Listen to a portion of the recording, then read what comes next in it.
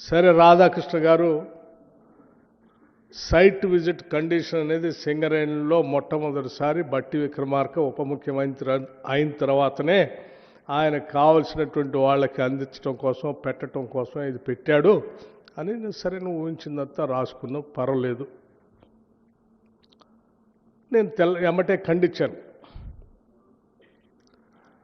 వాస్తవంగా ఇటువంటి టెండర్స్ కానీ లేకపోతే వాటికి సంబంధించిన వ్యవహారాలు కానీ రోజువారీ కార్యక్రమాలు కానీ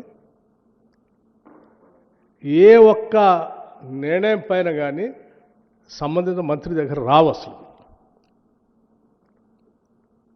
ఒక ఫైలు రాదు, లేకపోతే నా దగ్గరకు వచ్చి నా నిర్ణయం కోసం కూడా రాదు. It is an autonomous independent 105 years board ఏర్పడి 105 yearsతో నడుస్తున్నటువంటి ఒక అటానమస్ సంస్థ.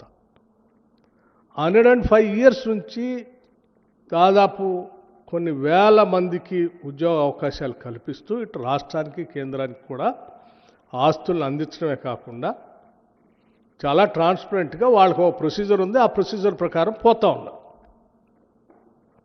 ఆ ప్రొసీజర్లో నాకు కానీ మంత్రిమండలి దృష్టికి కానీ లేకపోతే ఇంకోటి దృష్టికి కానీ వచ్చే అసలు దీంట్లో విషయమే లేదు. ఈ కనీసం విషయ పరిజ్ఞానం కొద్దిగా ఉన్నా, ఇంగిత జ్ఞానం ఉన్నా ఎవరైనా ఇది అర్థమైతే రాయరు.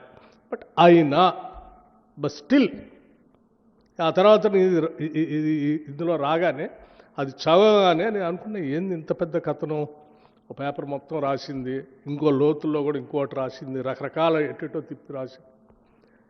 సరే, ముందు ఆ ప్రొసీజర్ ప్రకారం వాళ్ళు చేసుకున్నప్పటికీ ఇది 4 కోట్ల మంది ప్రజలకు సంబంధించిన ఆస్తి.